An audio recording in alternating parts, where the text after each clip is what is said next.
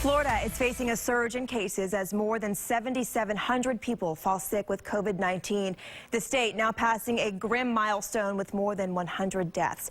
Governor Ron DeSantis is issuing a statewide lockdown to help combat the spread of the virus. And 8 on Your Side's Melissa Marino is live in Tampa looking at what this means for all of us. Hey, Melissa.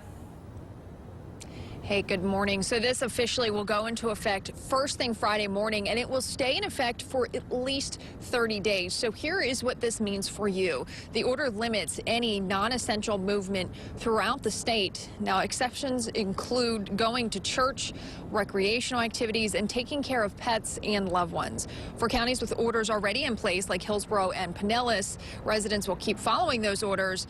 This will have more of an impact on counties like Polk and others that are not currently under stay-at-home orders.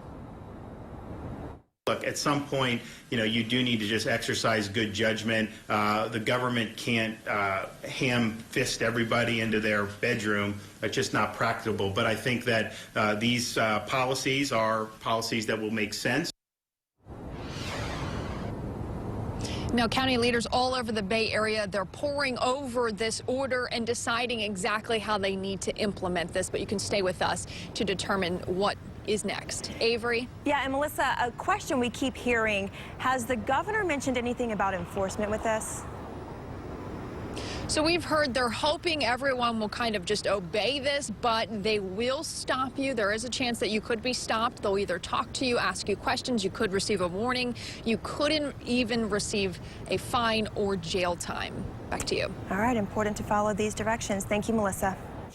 And the change in stance from Governor DeSantis means the city of Lakeland is changing course as well. City officials are reversing their decision to reopen dog parks, tennis courts, walking trails, and a golf course. At a meeting, dozens of people called in from the community urging officials to keep the amenities shut down. The closures will go into effect tonight at midnight.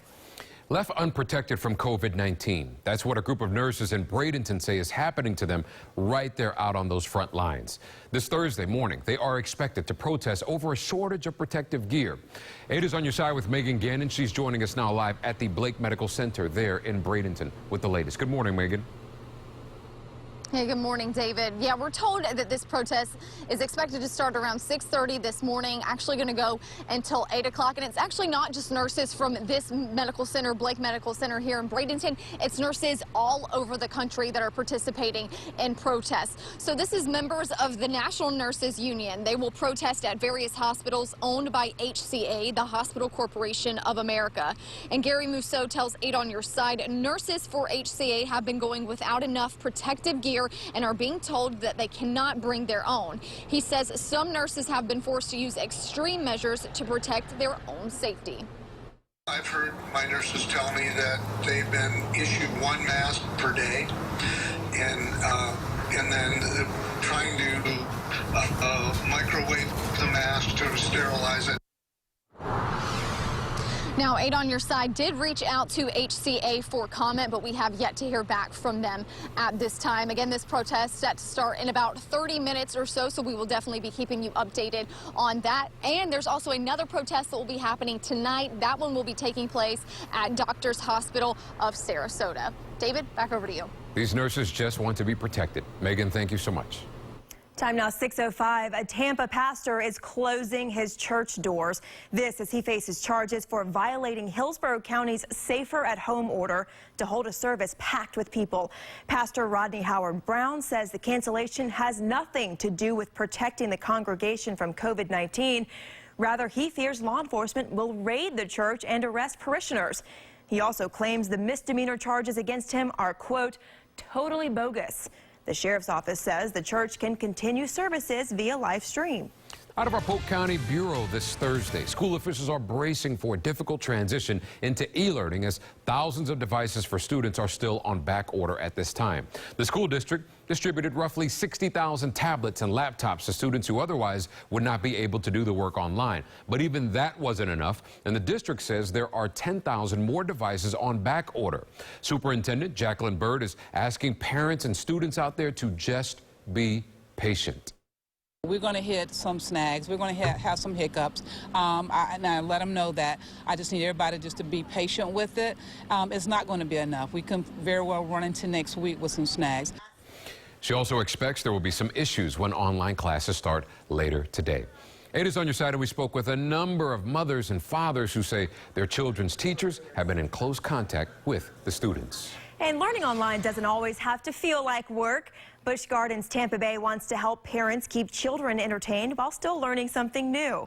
The theme park is offering several online activities so kids can explore and discover new things without ever leaving their home. If you want to check it out, we've posted the links on our free WFLA app. Looks like a lot of fun. Yeah, and 8 is on your side, and we are committed to sharing moments of hope in this time of crisis. Here's Meredith Sensula to tell us about something good happening right now.